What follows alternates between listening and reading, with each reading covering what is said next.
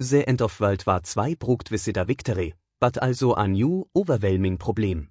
What to do with the massive surplus of weapons, vehicles, and military equipment left behind? Tanks, planes, and thousands of tons of ordnance were scattered across the globe, no longer needed, yet too costly to dispose of. Some were repurposed, others abandoned, and many were simply left to rot.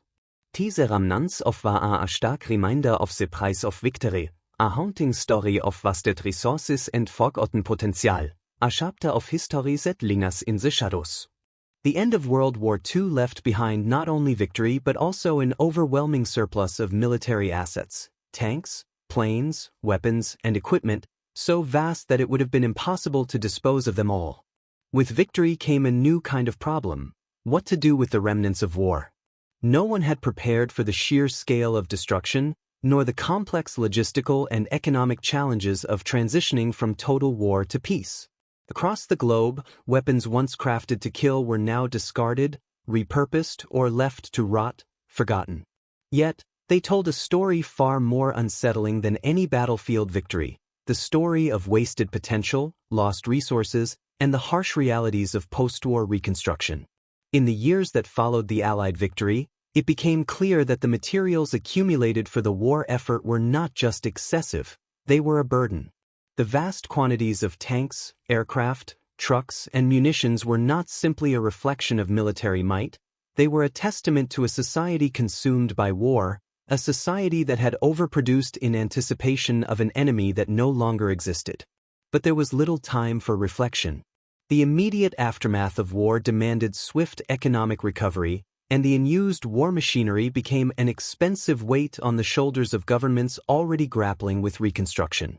For the United States, the scale was staggering. In Europe alone, the U.S. military left behind approximately 10,000 aircraft, 50,000 trucks, and tens of thousands of small arms. In addition to these, millions of tons of ordnance, from artillery shells to anti-aircraft guns, were scattered across former battlefields and military depots. This left governments to confront the reality of how to dispose of this overwhelming stockpile of weaponry. Some would be sold off, some destroyed, but much would simply be abandoned. The United Kingdom, similarly, faced massive surpluses.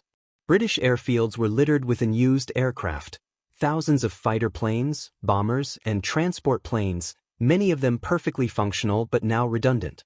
In the aftermath of the war, Britain was struggling with its own financial ruin and could not afford to maintain such an expensive military inventory. Aircraft like the Avro Lancaster, once the pride of British bombers, were now relics. Thousands were dismantled, while some were sold off to smaller nations or repurposed for civilian use. The issue was not only the material resources but also the logistical nightmare of storing and maintaining these weapons.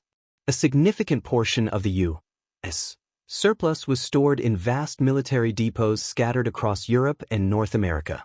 These locations, once buzzing with activity, were now eerily quiet.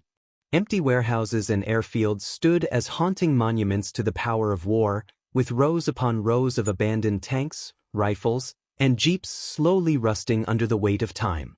While much of the surplus equipment was deemed too outdated to be used, some of it found new life. However, repurposing weapons and military machinery for civilian use was not without complications. For example, military trucks, designed for the rigors of warfare, were frequently adapted to civilian use, but they were often seen as inefficient and impractical for peacetime economies. In many cases, they were simply sold off to other nations, fueling conflicts in far-off lands or becoming tools for oppression in unstable regions. The abundance of arms left behind also led to a peculiar problem in Europe.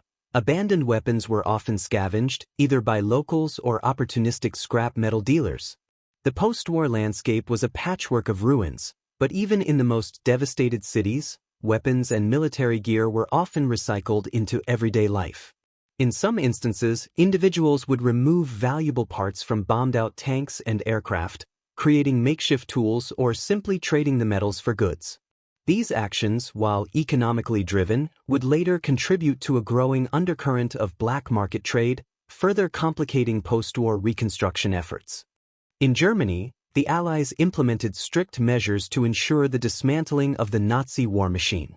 The factories that had once produced tanks like the Panther and Tiger were now under the control of the Allies, and their first task was to ensure that the remnants of Nazi armament industries were obliterated. Yet, even in the wake of these efforts, surplus German equipment, including thousands of rifles and machine guns, were often left in storage or sold to other countries. Some of these weapons would resurface years later in conflicts far from Europe, a consequence of the lack of stringent international arms controls in the immediate post-war period. As for the aircraft left behind, some of the most iconic examples of Allied technology were left to decay on former airfields. The U.S. Army Air Force's massive inventory of bombers and fighter planes, such as the B-17 Flying Fortress and the P-51 Mustang, were put into storage, though some would eventually be salvaged for parts or given to private collectors in the decades that followed. The decision to mothball these aircraft was pragmatic, aircraft maintenance was costly, and after the war, there was little need for such a large, dedicated air force. But for aviation enthusiasts and history lovers, this moment marked the start of the aircraft's journey from weapon to relic. In Japan, the situation was more dire. The country was in ruins, its infrastructure shattered. Large quantities of Japanese military equipment were abandoned or destroyed under the orders of the Allies, but some were buried in remote locations or hidden in caves, waiting to be discovered by future generations. These remnants, often forgotten, would resurface in the 1950s and 1960s as an unsettling reminder of Japan's wartime past. Some of the abandoned tanks and planes, though rusted and dilapidated, would be found by scavengers who turned them into scrap metal, while others were preserved as curiosities or turned into museums to serve as grim monuments to Japan's imperial ambitions. Even the weapons programs that had once driven technological innovation were now left to wither.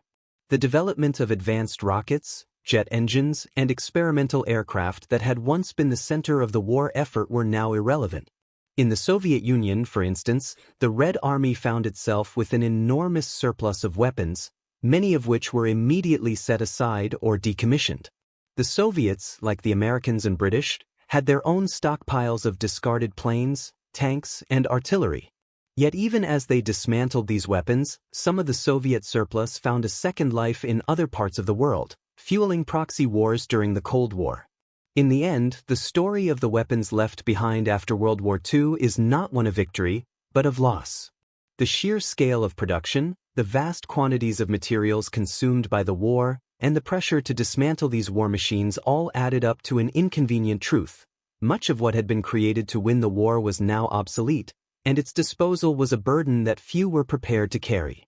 The ultimate fate of these weapons, though, would not be so simple. Many would be scrapped or sold off, others abandoned, and a few would find new uses. But as the world moved on, the remnants of the war, thousands of tons of steel, munitions, and aircraft, were often relegated to obscurity, swallowed by the pages of history. In the years following World War II, the scale of military surplus continued to haunt the Allies, yet a new economic and geopolitical reality was beginning to take shape. For many nations, particularly in Western Europe, the decision to either destroy or repurpose surplus military assets became a balancing act between economic recovery and maintaining just enough military strength to prevent future conflicts. This balancing act, however, was not always successful. The sheer volume of equipment left behind meant that, in some cases, entire weapon systems were left to decay in the open air or buried in the ground, their significance forgotten as Europe and the world turned their attention to rebuilding. By 1947, the United States had found a partial solution to its surplus problem through the sale and transfer of military equipment. The U.S. government made the decision to sell thousands of military vehicles and weapon systems to countries in Europe and Asia that were either recovering from the war or fighting against emerging communist forces. In a way, the process of selling surplus became a kind of post-war foreign policy. The Marshall Plan, which sought to provide economic aid to Western Europe, also included the transfer of military assets, enabling countries like France, Italy, and the United Kingdom to rebuild their defenses using American surplus gear. Some of the most significant transfers were made in the form of tanks, trucks, and rifles, which were shipped in large quantities. Though the equipment was often outdated and in less than perfect condition, it was better than nothing for countries still struggling to defend themselves from the threat of Soviet expansion. In many cases, the equipment was used in various local conflicts. For instance, French forces, still recovering from the devastation of German occupation, were able to employ American tanks such as the M4 Sherman in their colonial wars, most notably in Indochina. Similarly, British forces in the Middle East and Southeast Asia found themselves using old warplanes and jeeps, while local armies in the newly independent nations of Africa and Asia inherited old war materials that had been discarded by the former colonial powers. However, the sheer volume of surplus was overwhelming. Thousands of military vehicles, tanks, and aircraft were either mothballed in storage or simply abandoned in fields. Some of the most iconic tanks of the war, such as the Sherman and the Churchill, stood abandoned in fields across Europe. Others, like the German Panzer IV and the Soviet T-34, were left to rot in storage depots or were cannibalized for parts. The process of scrapping these vehicles was not an easy one, and the cost of dismantling them often outweighed the scrap value. In some cases, the tanks were set ablaze to destroy them, a process that only added to the environmental damage. A few, however, would find new homes, either preserved as historical artifacts or sold off to military collectors. Aircraft met a similar fate. Thousands of British, American, and even some German warplanes were left in vast open-air storage yards. Some of the planes, like the British Spitfire and the American B-17 Flying Fortress, were stripped for parts or left to be scavenged by local citizens. In the United States, old planes were often stored at facilities like the Davis-Monthan Air Force Base in Arizona, where they were left to decay in the desert heat. Though many of these planes would eventually be restored by enthusiasts, a large number were simply left to rust away, their once pristine metal bodies now mere skeletons of their former selves. The economic realities of the post-war period played a key role in determining the fate of these weapons. While the war had drained national treasuries, the necessity of rebuilding industries and revitalizing economies made it difficult to justify spending precious resources on disposing of obsolete military equipment. This led to a situation where many weapons were simply left behind or allowed to deteriorate.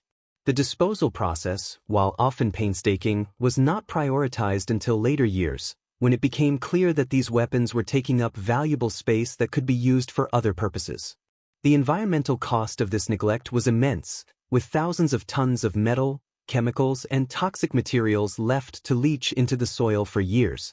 In addition to the military surplus that was abandoned or sold off, the post-war period also saw a wave of disarmament efforts, particularly in the United States and the Soviet Union.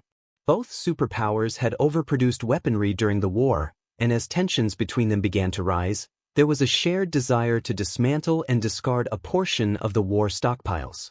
In the Soviet Union, for example, thousands of old tanks and guns were discarded in the early years of the Cold War, as the military shifted its focus to newer, more advanced technology.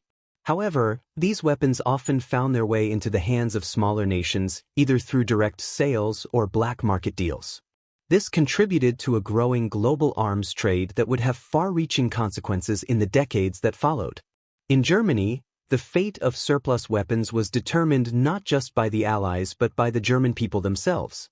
The country's military-industrial complex had been shattered, and much of the infrastructure that had produced the weapons of war was dismantled.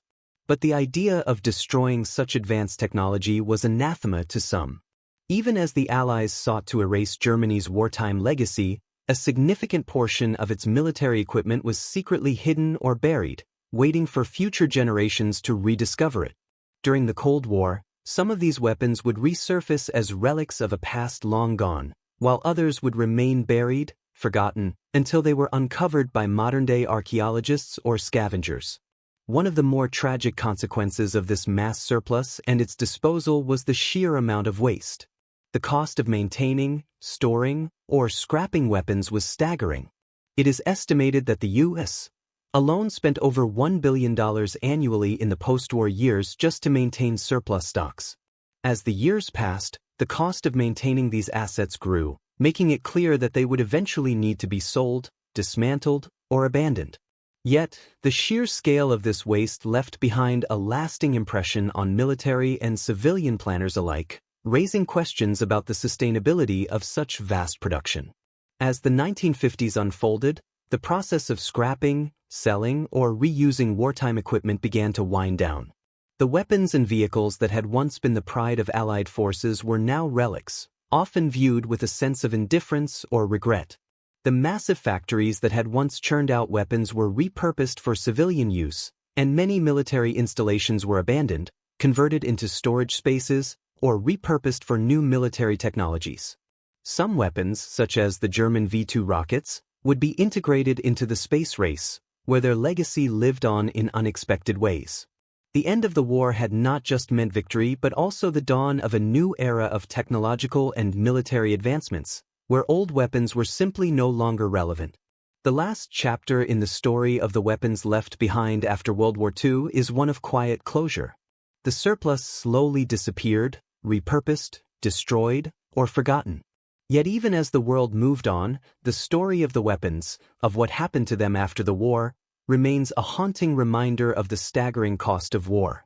The remnants, though often lost to time, continue to tell a story of a world that, once engulfed in conflict, now had to reckon with the consequences of victory.